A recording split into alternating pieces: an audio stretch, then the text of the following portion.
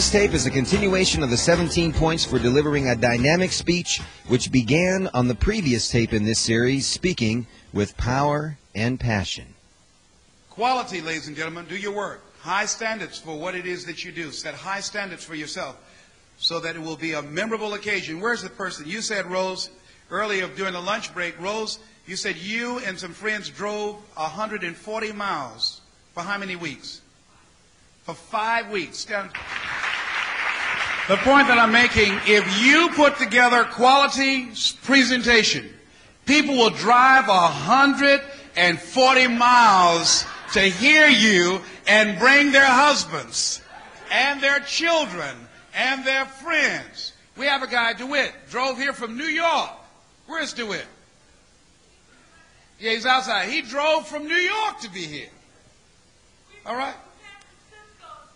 They flew from San Francisco to be here. Where do you come from? San Fran. Now, the point that I'm making, ladies and gentlemen, gentlemen ask me outside, is there really a market for speakers? Let me tell you. There's a market for those who are good, for those who work, for those who practice, for those who develop themselves. If you care enough about what you do to bring an audience the very best, they will go around and spread the word. I'm not a celebrity. I have no credentials. I started out from scratch, and I'm just saying this. I'm not saying that you can do it. Here's what I'm saying. It's possible. It's possible that you can do it, all right? And if you want to do it, it's necessary that you develop yourself. 10, approach the audience fully intending to capture them. Did you get that? Approach the audience fully intending to capture them. Your intention, ladies and gentlemen, when you come in there, when you've been working and preparing yourself and developing yourself, your intention when you stand up before that microphone, they must know you intend to capture them, to inspire them, to motivate them, to inform them, to take them to another level, to create a shift in their consciousness. With your energy, with your material, with your delivery, with your content.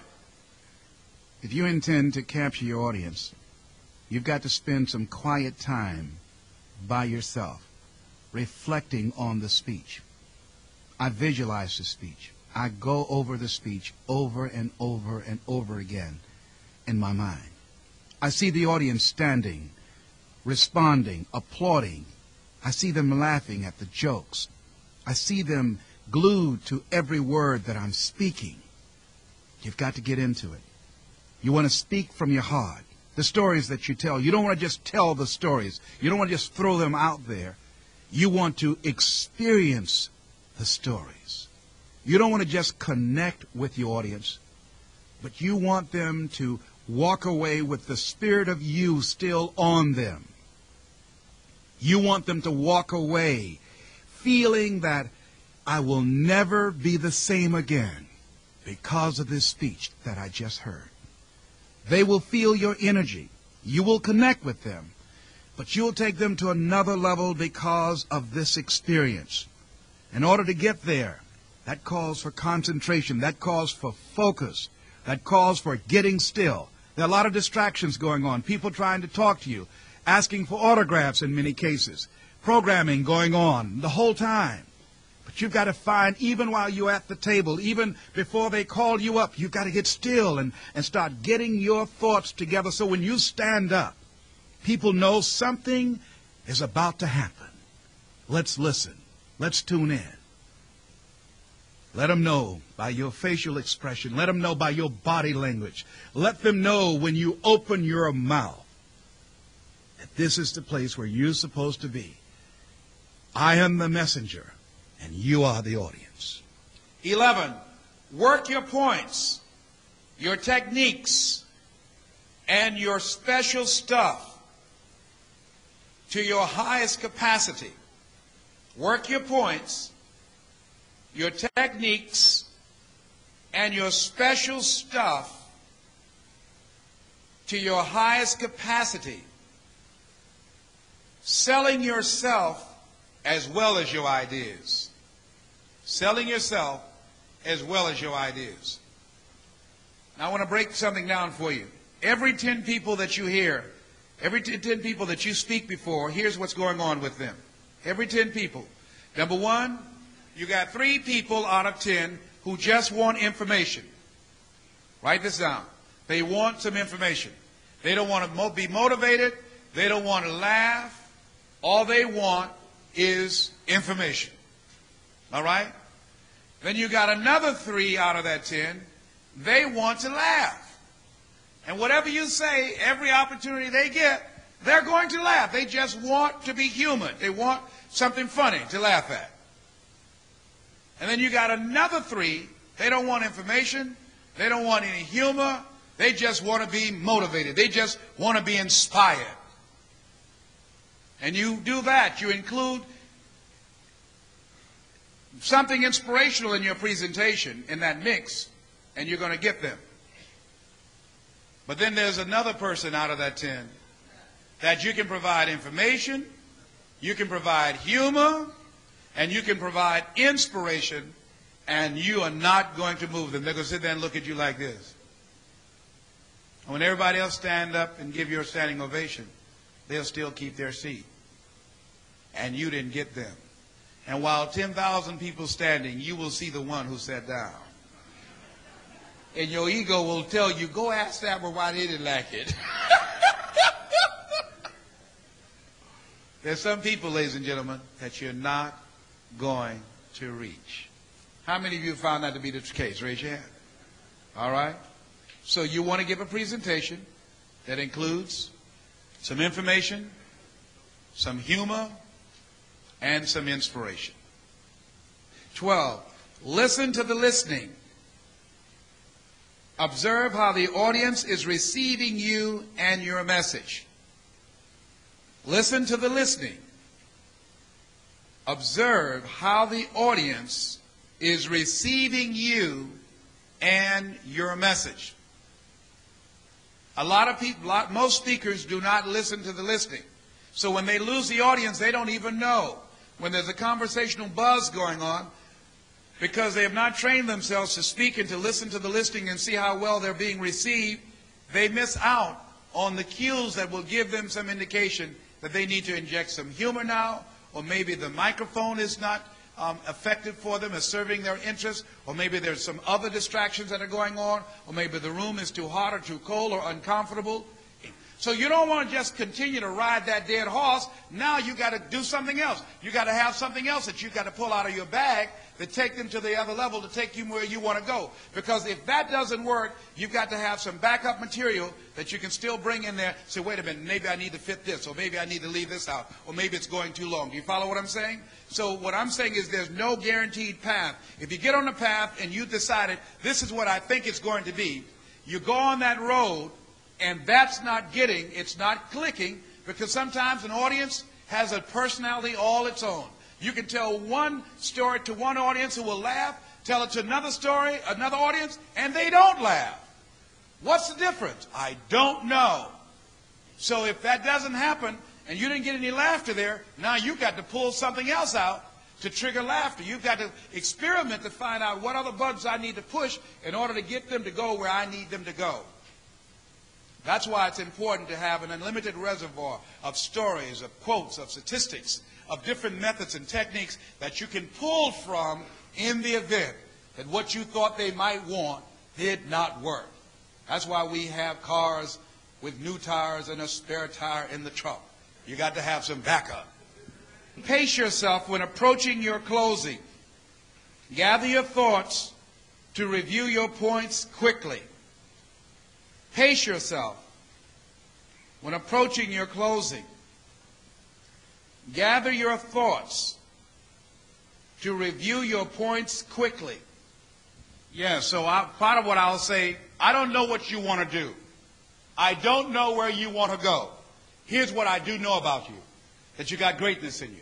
You've got the power to live your dreams. You've got the power to do more than you've ever thought you could do. And I want to just leave this thought with you that I've known by. Said simply, if you want a thing bad enough to go out and fight for it, to work day and night for it, to give up your time, I start gathering my stuff then, to give up your time, your peace, and your sleep for it. if all that you do is dream and scheme is about it, I'm putting my glasses in, and life seems useless and worthless without I'm opening up a tie like I'm fixing to do something. If you gladly sweat for it and fret for it and plan for it and lose all your terror of the opposition for it, and I'm rocking like it's in me right now. And if you simply go after that thing that you want with all of your capacity, strength and sagacity, faith, hope, and confidence, I'm looking up like I'm reaching for something, and stern pertinacity like something about to touch me right now.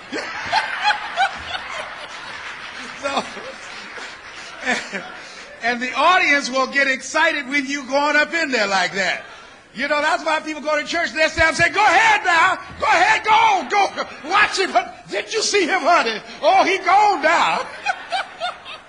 Oh, boy, this is fun. What a way to make a living. Lord, if I'm dreaming, don't y'all wake me up.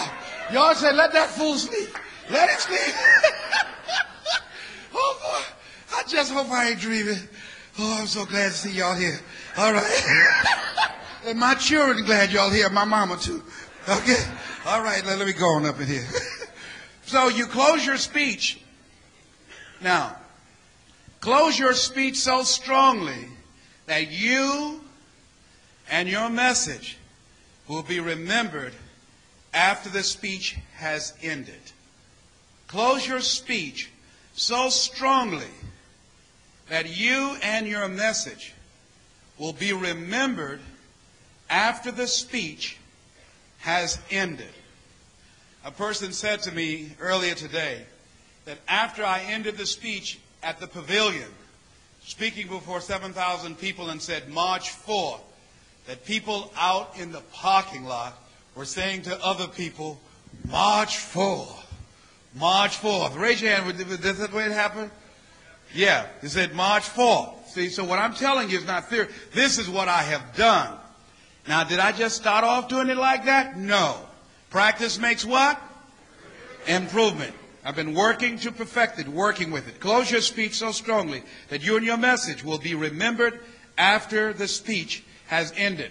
You must close your speech strongly because people will remember the way they felt at the end of your speech after they had forgotten what you said.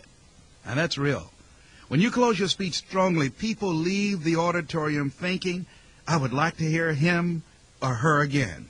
You also make the person who hired you look very good, and that contact person will want to hire you again, or will tell other people, hey, I've got a good speaker for you.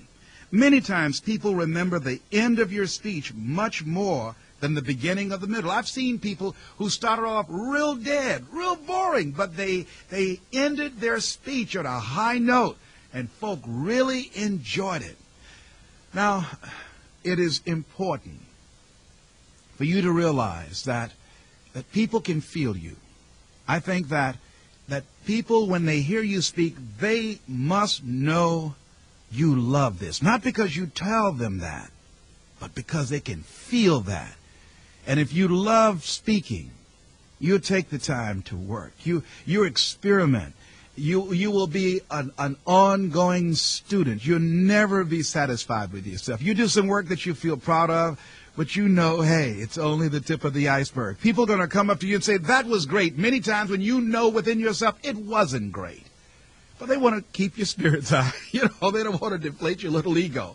And sometimes they'll say, that was great and you gave a good presentation, but what you want to do when they say that to you, you want to say to yourself, you want to say to them, first of all, thank you, but you know within yourself that you could have done better.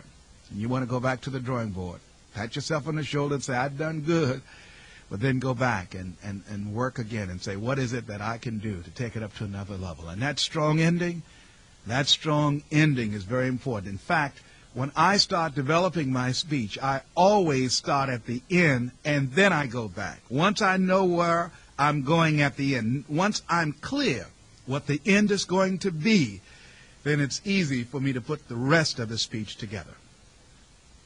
Take your bows graciously and completely, and take a moment to savor the applause. And I usually say, this is Mrs. Mamie Brown's baby boy, Leslie Calvin Brown, saying, it's been a plum-pleasing pleasure as well as a privilege. Thank y'all. Here, I do like that. I bow. Now going off with my little old cornbread self, you know. And they call me back and say, oh, me? Oh, okay. Yeah. Okay, yeah. Real humble, like, going on back and say, will you give me that check now, please? That's when I straighten up. Man.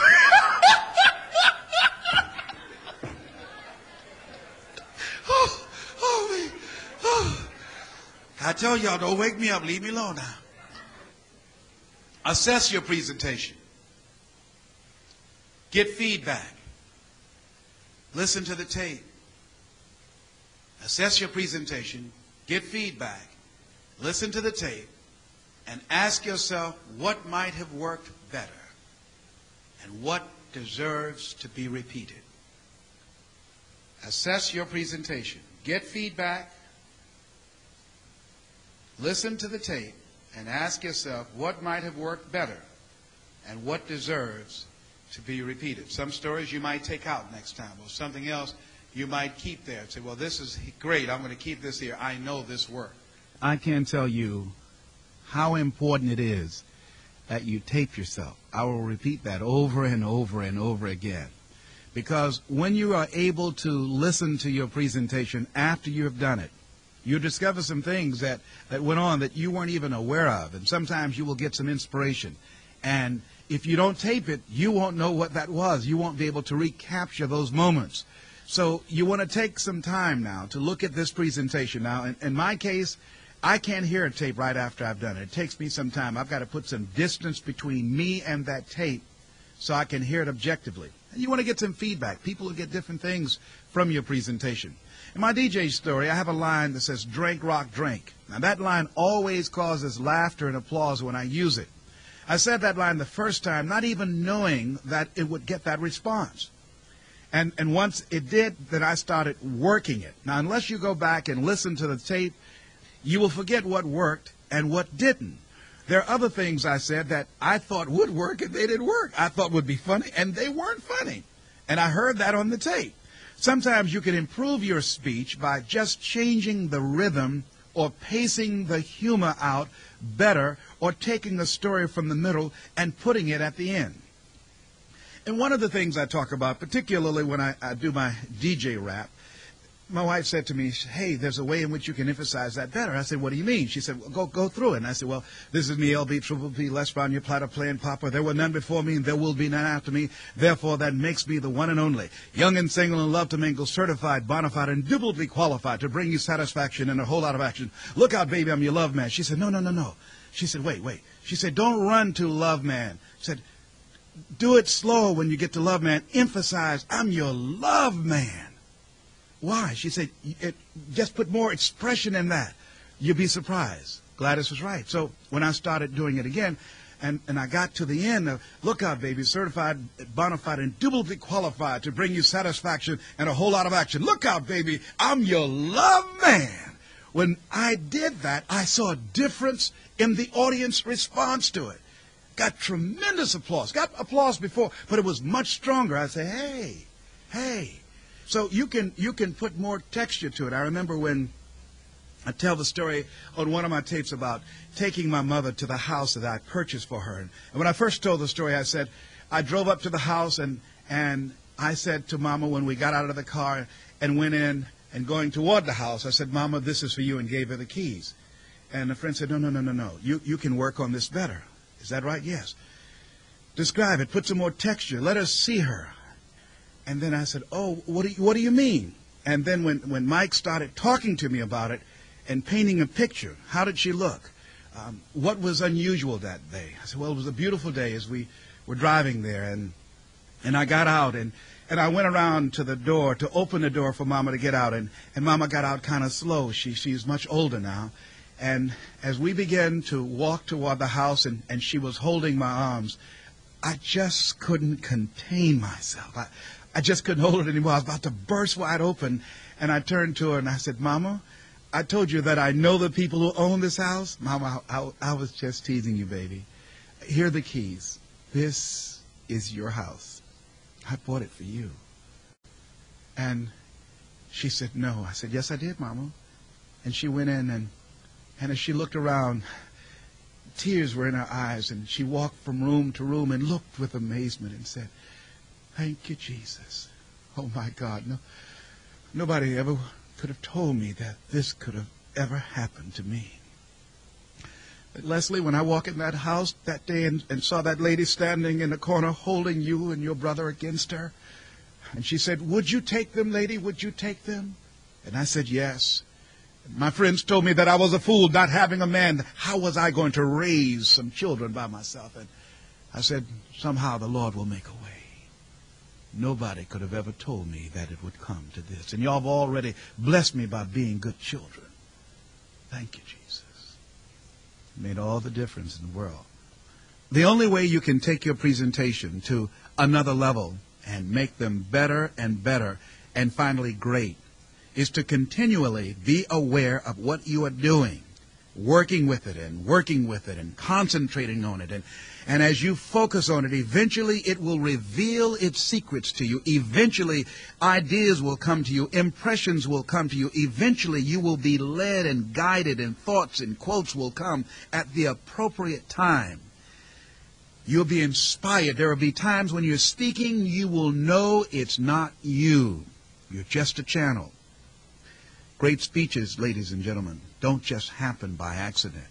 They come from working and doing it some more, and never being satisfied and knowing that you've got more in you.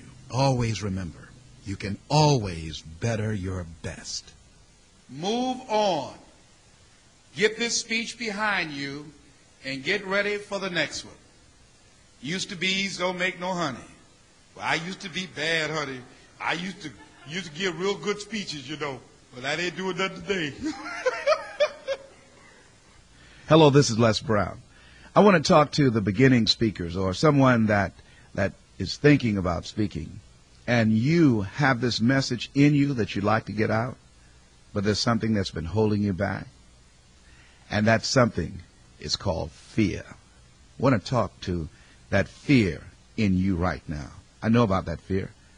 For 15 years, before I made the decision that I was going to stand up and be a professional speaker, for 15 years, I allowed fear to keep me silent. One, I thought that I would not be good enough. I have no college training. I never worked for any major corporation. Who would want to come hear me speak? Me? I mean, there's some things I feel strongly about, but why would anybody would gather in an auditorium to listen to me? I mean, I'm nobody. And that kind of thinking fed the fear of failure, fed the fear of disappointment, fed the fear that I wasn't good enough, fed that fear of they're not going to like me, I won't be accepted, I'm not qualified. All of those things paralyzed me and kept my lips sealed. And I want to be straight with you right now. I want to say to you that there are times that the audience will not like you. I want you to know that. You're not going to get every audience. I've experienced that. How'd you feel afterwards, Les? I felt badly.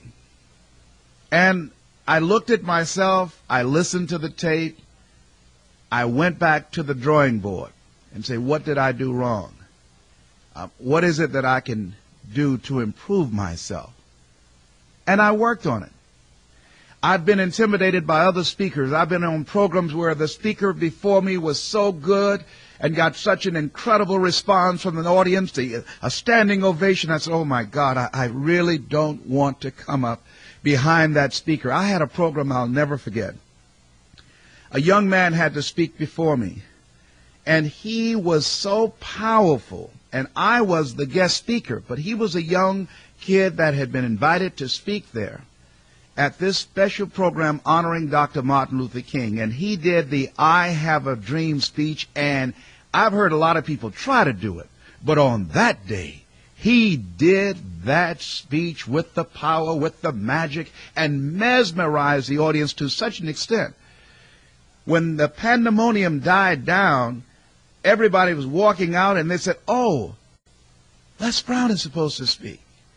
And I pretended to have an attitude. I said, don't worry about it, and walked out. I was relieved. I was relieved. I said, oh, God, thank you. I couldn't wait to get into my car. I mean, that's going to happen. They're going to be speakers better than you. Learn from them.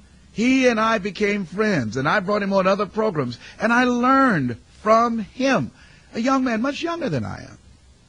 There are times when you're not going to be able to connect with the audience, that you're going to be off. Your memory will fail you. You're going to do some things that will embarrass you. I spoke at the National Speakers Association and stepped forward and called Cavett Roberts Dick Cavett. And I didn't even realize it at the time until the second time that I did it to make a point, incorporating a name in my presentation, and I had to keep going. I could not back up. And later people talked about me and made jokes about it, and I was embarrassed. I was hurt. And I came back. That's going to happen to you. You're going to make some mistakes. But you know, my good friend Ed Foreman has something that he anchors his life on, I think all of us can learn from. He said, anything that's worth doing is worth doing badly. And I've used it so much, I've just taken it for myself. Anything that's worth doing is worth doing right if you know how to do it right. But even if you don't know how to do it right, it's worth doing badly again and again and again until you get it right. So this fear of making a mistake, you're going to make some mistakes. You're not going to be perfect. This fear of they're not going to like me, that's right. There's some people that aren't going to like you. There are people that are going to talk about you, that are going to criticize you. There's some speeches that you are going to give, and as you listen to that later, say, oh my goodness, I should have said this and I should have said that, or why did I say that, or why did I not include this story or that statistic? Or why did I get the names confused? All of those things are going to happen. Why? Because we're human. We're human. Every time I speak, I experience what you experience, that fear. I get it off in a variety of ways. Part of it is I listen to tapes before I go in to speak. Part of it is I prepare myself to know that subject like the back of my hand. Part of it is I go out and I talk to the audience and I shake people's hands and I engage in small conversation to relax myself. Part of it is I visualize and I see myself successfully giving the speech and receiving a standing ovation and people loving me and accepting me and embracing me, and see myself confidently doing what it is that I want to do with that audience. And you must do that. It's going to come. The more you do it, the stronger you will become, and that fear will drive you as it drives me. I'm nervous all the time. I can't sit down and relax. I sometimes go to a banquet table and can't eat because I'm so nervous. I'm so excited. I never, ever get so relaxed that I don't experience the nervousness. So I'm saying to you, don't worry about the fear. You can handle it. At this free enterprise event, when Dexter Yeager went up on the stage in the Georgia Dome to introduce me to 80,000 screaming, highly motivated people, I thought my heart was going to go through my chest. I felt a shortening of breath. My mind seemed to go blank. And as he called my name and said, ladies and gentlemen, Les Brown, as I began to slowly go up the steps and I walked out on the stage and looked out at the audience and couldn't see them with the lights blaring in my eyes, something happened, and it's going to happen to you. It's what I call the magical moments when you're willing to step into the fear, when you're willing to face the fear and do what you have to do anyhow, because it gives you your life. It gives meaning and value to your life. I believe that I was born to speak. I believe that as much as you have chosen this, it has chosen you. You've got a message that nobody can give that message but you. I can give my message and others will give their message, but you showed up, and there are only a certain number of people that will be able to be reached, and those people are going to be reached by you. The ones that you don't reach, I'm going to reach. I believe that's the way it is.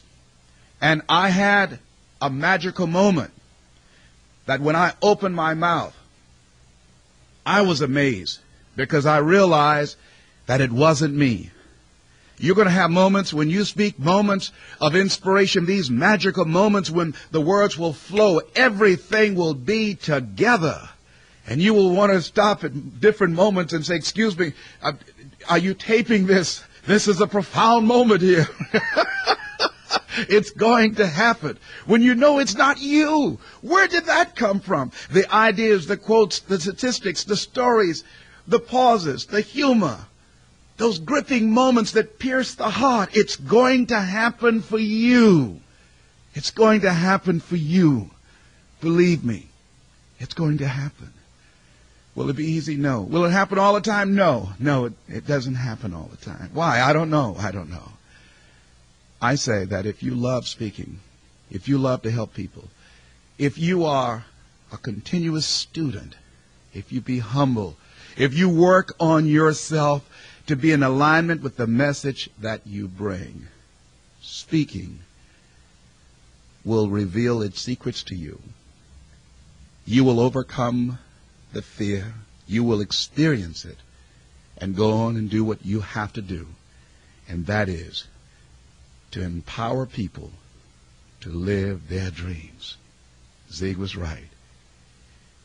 Fear